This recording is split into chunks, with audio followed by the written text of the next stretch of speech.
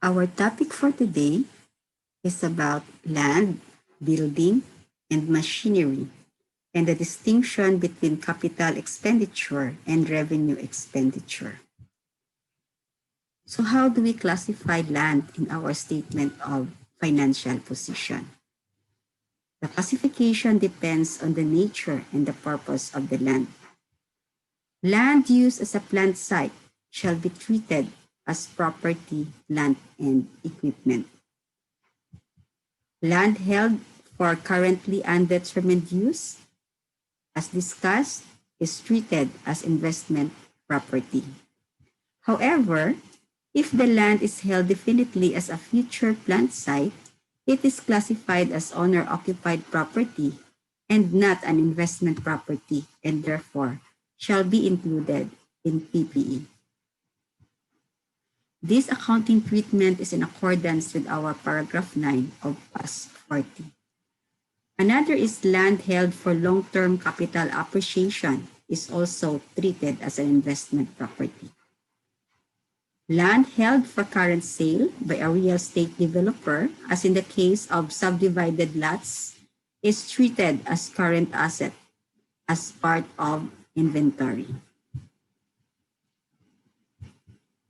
So what are now the costs chargeable to land?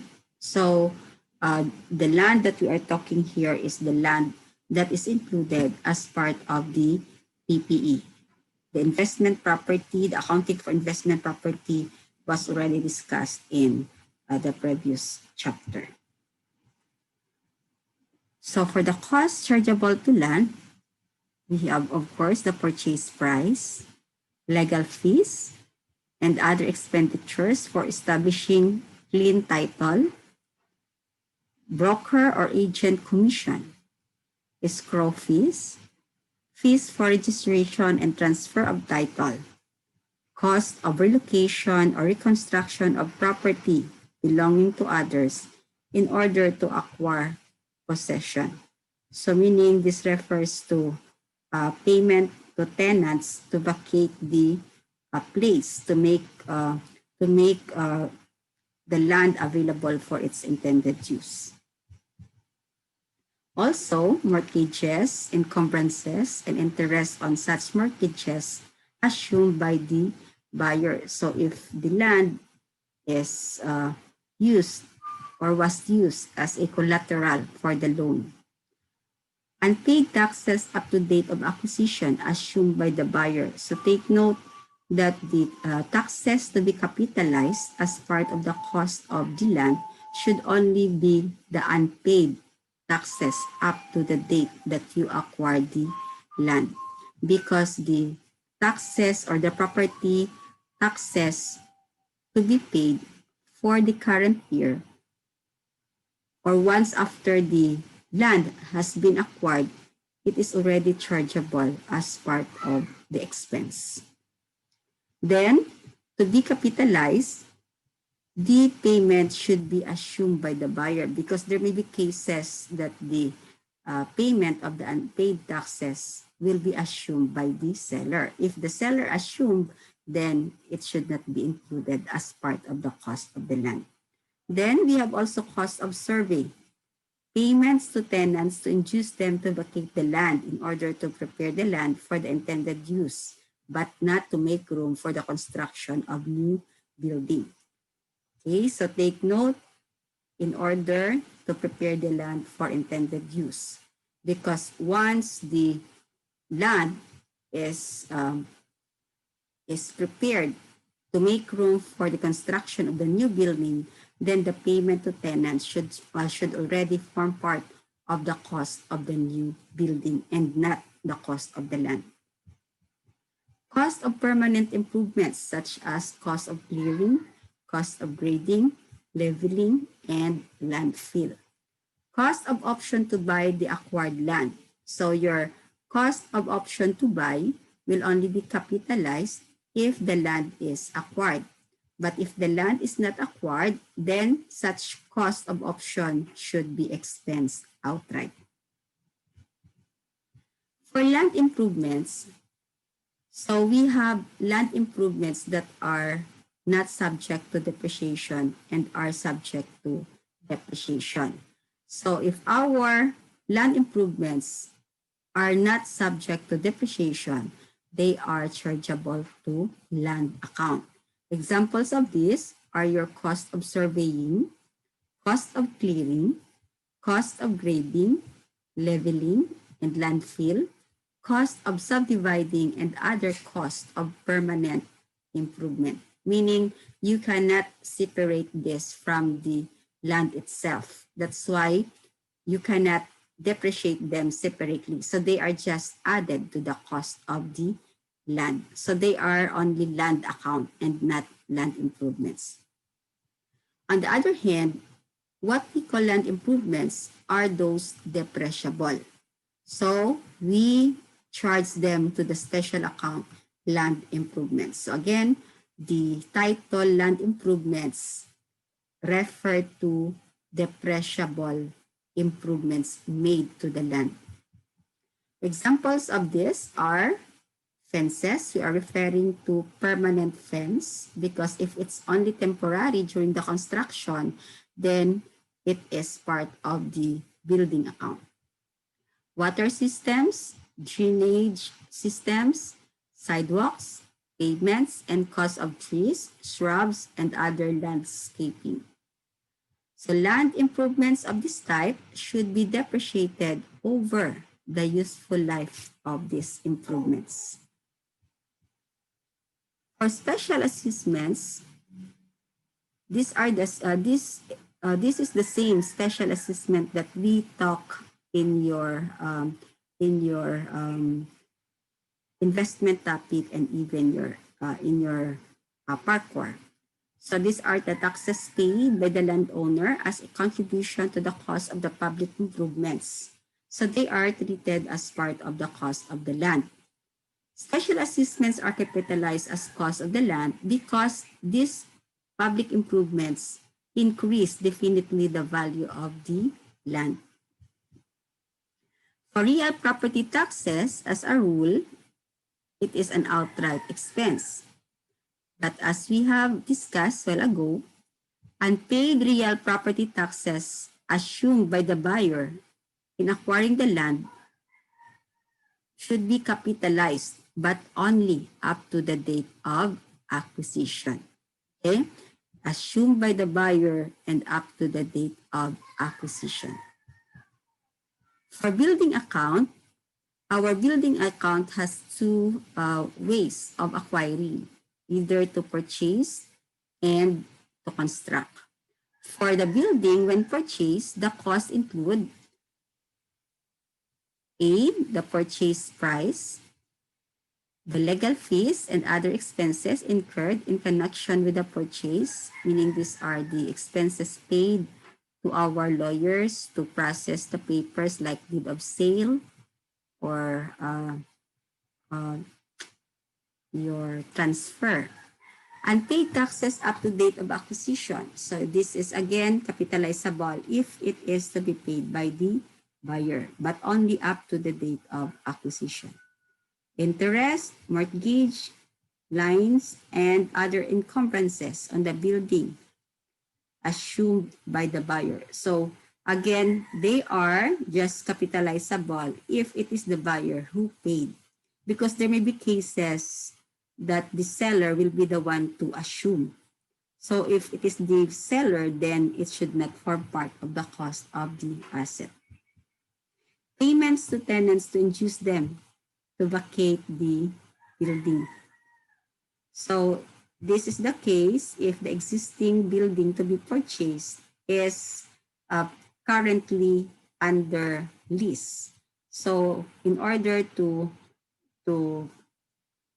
acquire the building for use, then the tenants must be relocated.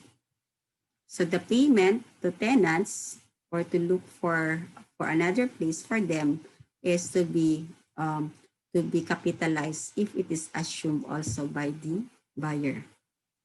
Any renovating or remodeling cost incurred to put a building purchase in a condition suitable for the intended use, such as lighting, lighting installations, partitions, and repairs. So um, this should be happen, no?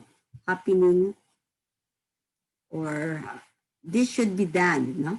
This should be done prior to use. Because if these are to be done after the building has been put into use, then they may no longer be capitalized. For the building, when constructed, the following are considered chargeable to the building account. Of course, the materials, labor, and the overhead incurred during the construction. Also, building permit or license, architect fee, superintendent fee, cost of excavation. For some, they even have electrical fee, plumbing fee, like that. Cost of temporary buildings used as construction offices and tools or materials shed. For some, they use this as a staff house for the laborers or contractors. Expenditures incurred during the construction, such as interest on construction loans and insurance, if you could remember as we are going to discuss the borrowing cost. So the interest on the loan borrowed for the construction of the building should be capitalized as part of the cost of the building. Then we also have expenditures for service equipment and fixtures made a permanent part of the structure. So like for example, our elevator or escalator, they are a servicing equipment, and if they are already part of the blueprint or the building plan, so they will be considered as part of the building. Cost of temporary safety fence around construction site and cost of subsequent removal thereof. So it's temporary. They are chargeable to building. But if you are going to construct a permanent fence after the completion, then it's already a land improvement.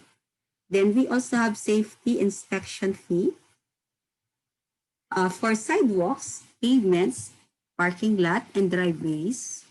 So the question arises as to the treatment of these expenditures. The problem is whether these expenditures should be charged to land improvements or building. Okay? So take note, if such expenditures are part of the blueprint, again, the building plan, for the construction of a new building, these are charged to the building account. So, meaning if these costs or expenditures are already included as part of the building, then they are building account. But if they are occasionally made or incurred not in connection with the construction of a new building, these are charged to land improvements. So meaning if you just added this cost after you have completed the building, then they will already be part of the land improvements. For claims for damages, we are talking of insurance costs. Where insurance is taken during the construction of a building, the cost of insurance is charged to the building because it is a necessary and reasonable cost of bringing the building into existence. So if you get an insurance to insure the property or the laborers working on the building during construction, then the insurance is capitalized. However, where insurance is not taken, an accounting problem arises when the entity required to pay claims for damages for injuries sustained during construction. So meaning, if the company did not secure an insurance for the laborer and accident happens, such insurance claims or expense incurred will be expense outright.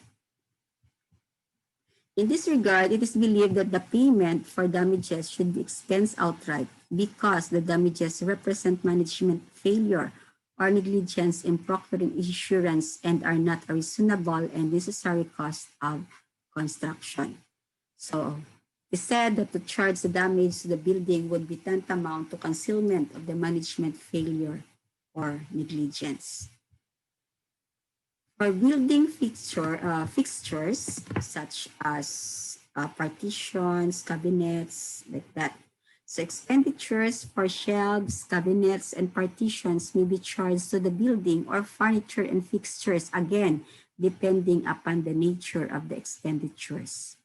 If these expenditures are immovable, meaning you can separate them from the building without damaging the building property. So in the sense that these are attached to the building, okay, sorry, I want to make a correction. It is immovable. So meaning when you say immovable, you cannot separate it from the building itself. Or when you separate it, it will damage or destroy the building. So if that is the case, then these fixtures are simply charged to the building account. What I'm saying a while ago, if the expenditures are movable, meaning you can separate them from the building without damaging the property, then they are chargeable to furniture and fixtures and depreciated separately over their useful life. For ventilating systems, lighting systems, ventilating, we're referring to maybe ceiling fans, aircon, or electric fans, wall fan, lighting system, elevator. If they are installed during construction, meaning part of the building plan or blueprint, they are chargeable to building account. Otherwise, they will be charged to building improvements, meaning if they are not part of the construction of the new building, then they are chargeable to building improvements only. And they are to be depreciated over these improvements' useful life or remaining life of the building, whichever is shorter. Whichever is shorter, because the improvements, because these improvements may have a life longer than the building.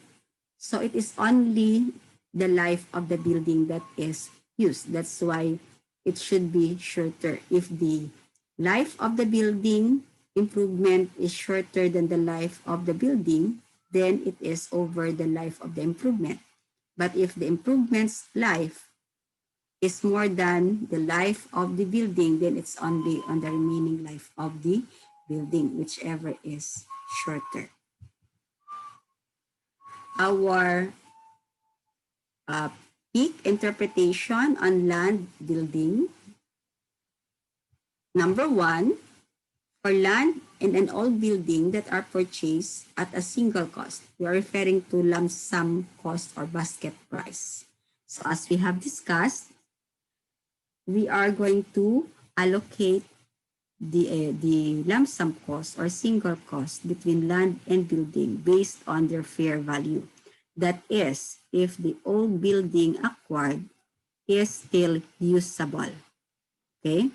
But once the old building acquired together with the land is already unusable because it might be too old, the single cost is just allocated to the land account. The old building is demolished immediately to make room for the construction of a new building. Guys, in this case, it is the entity's old building. They did not acquire it.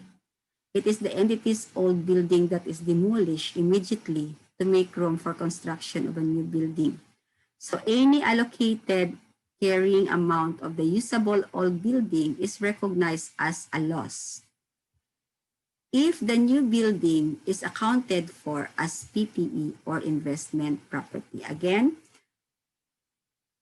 if the old building is demolished to make room for the construction of the new building, the allocated carrying, meaning the remaining carrying cost of this usable old building, will be recognized as a loss. It's a loss on retirement of the old building.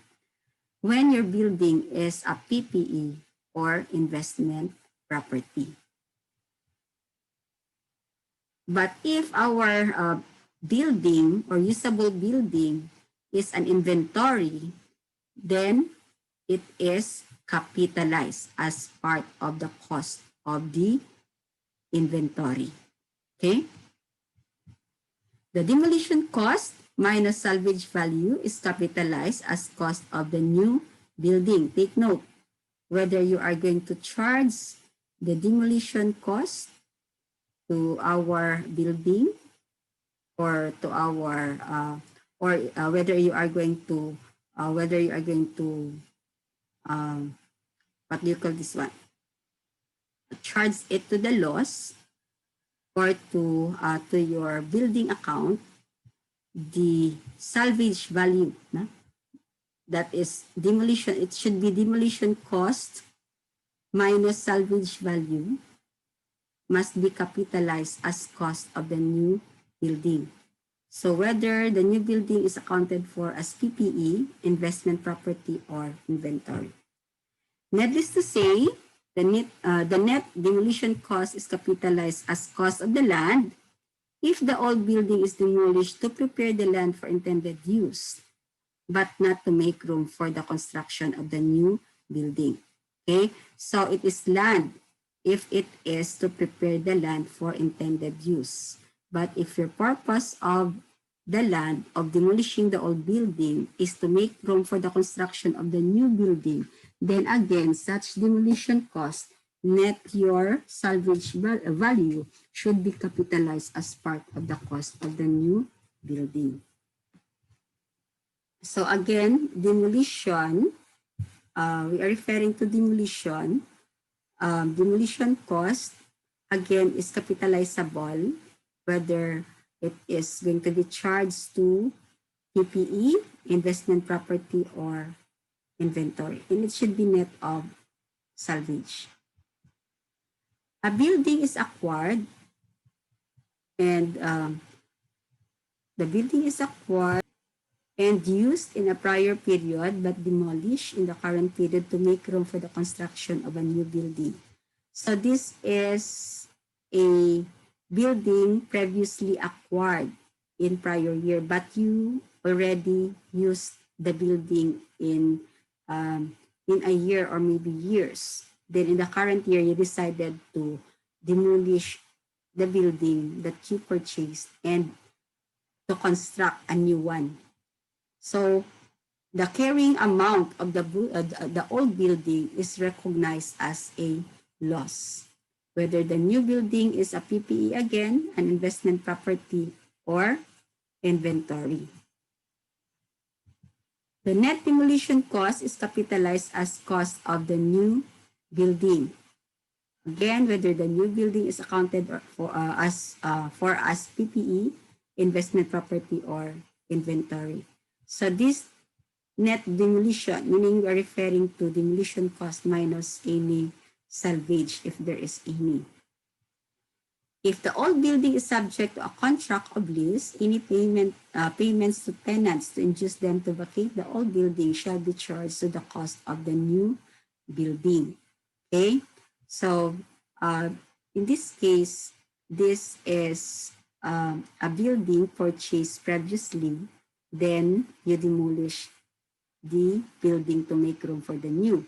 In our number 2, it's an entity's own building that is demolished to make room for the construction of the new building.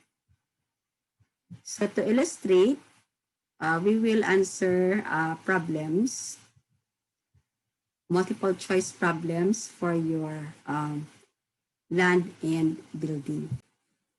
So to illustrate, I will be discussing multiple choice problems, even numbers related to land and building. 26-2, the company purchased a 4 million tract of land as a factory site. So surely it's a land because it is intended for factory site. The entity razed an old building, meaning demolished an old building on the property and sold the materials it salvaged from the demolition. So demolition of the old building is 200,000. So take note, uh, if your purpose of the land is for the construction of a factory site, demolition costs should be chargeable to building. Legal fees for purchase contract and recording title referring to the land, so it is land account. Title guarantee is also a land. Proceeds from sale of salvage material. So this is your salvage material. It should be netted against your demolition of the old building. But we are asked only for the amount of land. So it's only 4 million, the purchase cost plus your legal fees and title guarantee. So that makes your letter A. For 26-4, at the beginning of the current year, the company purchased a parcel of land as a factory site for 1 million. Again, it's factory site. So it's land. An old building on the property was demolished and construction began on new building which was completed at year end. We are asked for the cost of building. So again, demolition cost should be charged to the new building because the purpose is for factory site. Architect chargeable to building. Legal fee is for land. Construction cost is building. Salvage material is also building, but it's a minus from demolition cost. So the total cost of the building, therefore, is 5,675,000.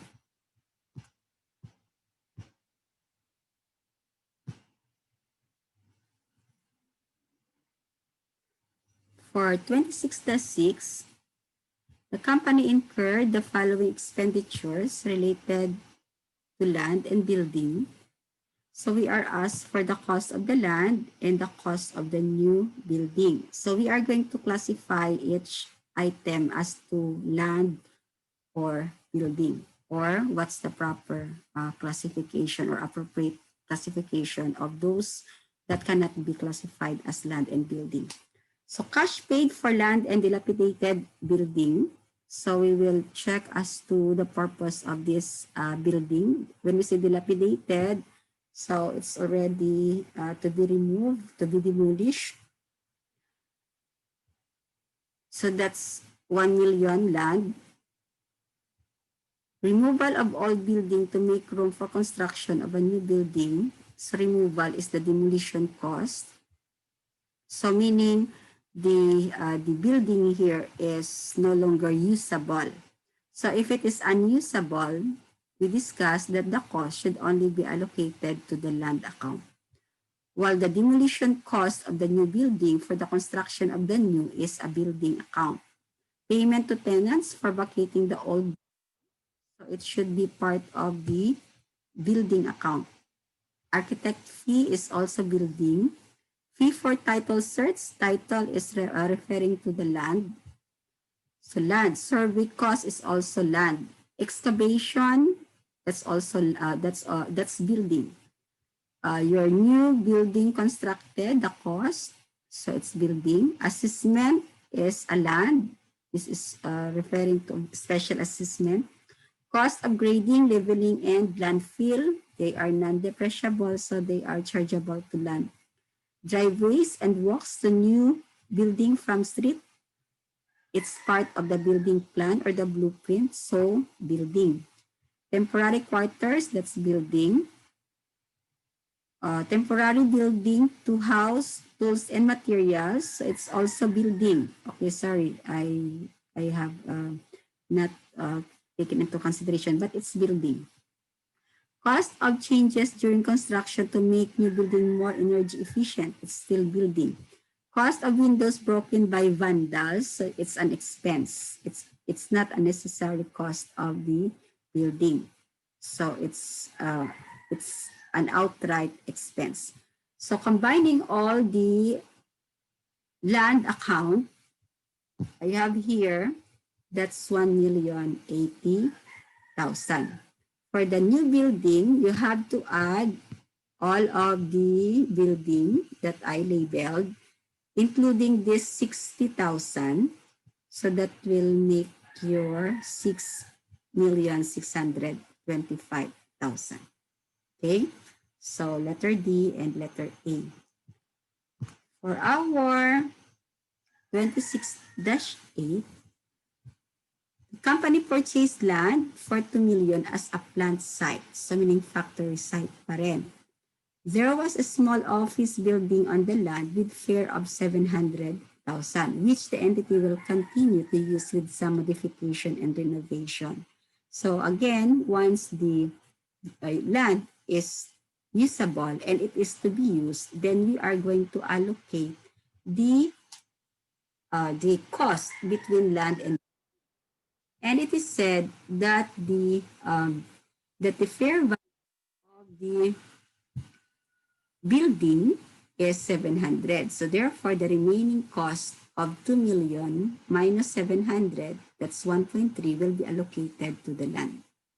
So again, land should be 1.3 and your building will be allocated at 0.7 or 700,000.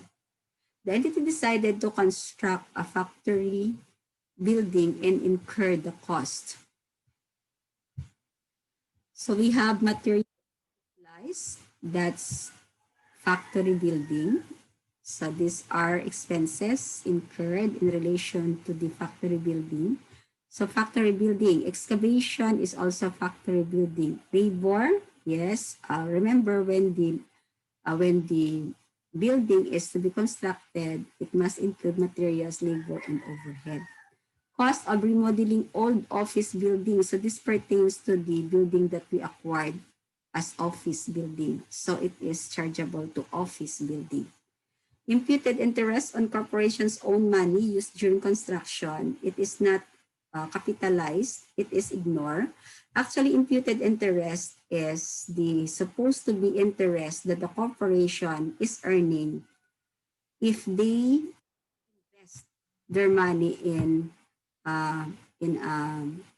revenue producing activity. But instead of investing, they used it to construct the new building. So that's why we have this imputed. So it's not recognized. It's not capitalized. It is being ignored. Cash discounts on materials purchased. Again, cash discounts taken or not, it should be deducted from the cost of the assets. So factory building, but it's a minus. Supervision by management during construction, it's factory building. Compensation insurance for workers, so it's a premium during construction. It is an insurance taken during construction, so it's capitalized. What is not capitalized is your damages cost during construction if insurance was not taken. Payment of claim for injuries not covered by insurance. So this is in excess of the insurance claim. It is already expense. Okay. Clerical and other expenses during construction. It's part of the factory building. Paving of streets and sidewalks. So there's no mention that it's part of the building plan or blueprint. So it should be land improvements. For plans and specifications, factory building. Cost of conveying the land, that's land. Legal cost of injury claim, so you paid for the lawyer. So it's already an expense because it's not covered in your insurance. Saving on construction.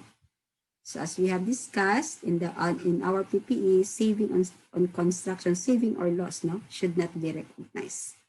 So summarizing all of this, for land, we have the allocated of 1.3 plus your paving of streets and sidewalks. I'm talking of legal cost of conveying the land, that's 10. So that makes the 1,310,000. For office building, we have the fair value allocated to the office building plus the remodeling cost of 200. So that makes the 900.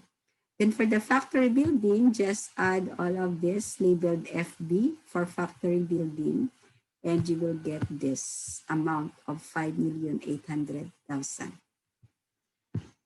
Okay, so again, we have letter A, letter B, and letter B. For 26-10, at the beginning of the current year, the company reported the following balances. We have beginning balances, land and building. We are asked for the total cost of land that should be reported as PPE and the new building. Okay, so we'll classify again them one by one. So for the beginning balance, land 2,000,002, building 6,000,005. Then during the current year, the following transactions occurred. A piece of land was acquired for 1.6. To be able to acquire the land, 175,000 was paid to a real agent, to real estate agent. So it's a broker's. And 50,000 was incurred to clear the land, so cost of clearing. During the course of clearing the land, timber and gravel were recovered and sold. So this is your salvage proceeds from the demolition. So it is a land, but a deduction. So take note that the problem did not mention as to construction of the new building. That's why the cost of the demolition should form part of the cost of the land. Okay, so you have to add all of this 16 plus 175 plus 50 minus 25. That makes the 128. For the second piece of land with a building was acquired for 4.5. The appraiser valued the land at 2 million and the 1 million. Okay, so therefore, since the building here and the land have fair value or appraiser's value, we are going to allocate your land and your building. So the 4.5 should be allocated using this appraiser's value. So 2 and 3, that's 2 and 1, I mean, that's 3. So 2/3 and 1/3 times 4.5. So the allocated cost of the land is 3 million while the building is 1.5. However, after the acquisition, the building was demolished at a cost of 100,000. So take note that in our peak interpretation, if our building is acquired but demolished outright, then the carrying should be charged to the expense. This is the allocated cost of the building. It is still usable, but the entity demolished it to make room for the construction of the new. So our peak interpretation said that such carrying amount or the allocated cost of the building will be charged to expense and not part of the cost of the building. So we will ignore 1.5 as part of the cost of the building. Only the demolition cost. A new building was constructed at a cost of 5 million plus excavation fee of 50,000, architect fee 80, and building permit of 70,000. So we are going to add 5 million plus demolition plus your excavation fee, architect fee, and building permit. So that's total of 5 million. Then we have a third piece of land was acquired for 2 million and was held for undetermined use. So if it is for undetermined use, then it is investment property. So what's now the total of our land? So our beginning cost is 2,000,002. Then we have here the land acquired in the first piece. So that's total of 1.8 plus the allocated here of 3 million. So that makes your 7 million. Okay. For the new building, so for the new building, you have to add all of this. Again, 100 plus 5 plus 50 plus 80 plus 70 plus 70, no? So that's 5.3. Okay? So that's for 26-10. The last example for land and building is your 26-12. On January 1, 2020, the company reported the following property, plant, and equipment and transactions during the current year. So we have land, building, and leasehold improvements. So A, we are asked for, what's the requirement? Cost of the land, building, and leasehold improvement. Okay, so let's start from letter A. Land site number 621 was acquired for 3 million. So it's land. Additionally, to acquire the land, the entity paid 60,000 commission to a real estate broker. So broker's fee, capitalizable as land. Cost of 15,000 was incurred to clear the land. So this is clearing cost. So still land. But not to make room, because again, if it is to make room, then it is a building.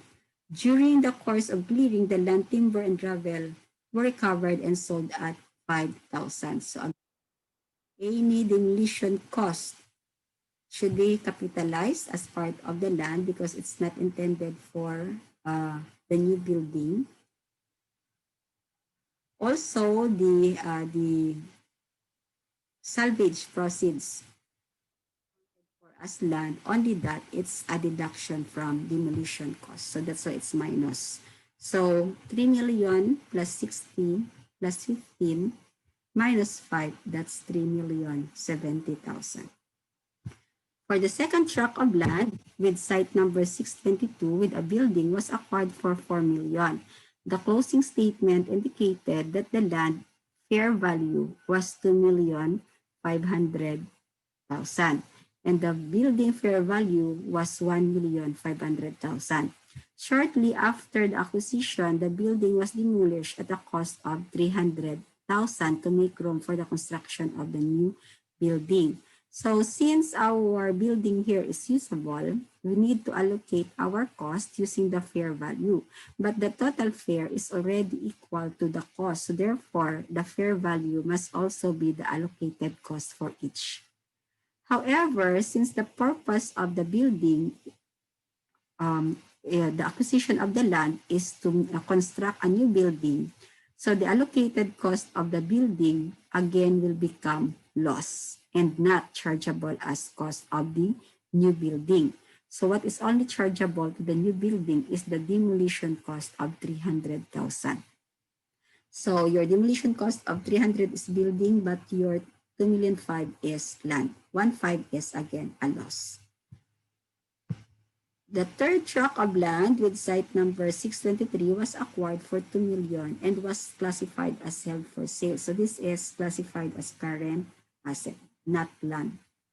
In letter D, extensive work was done to building occupied by the entity under a lease agreement that expires on December 31, 2026. So they are renting a building, leasing the building.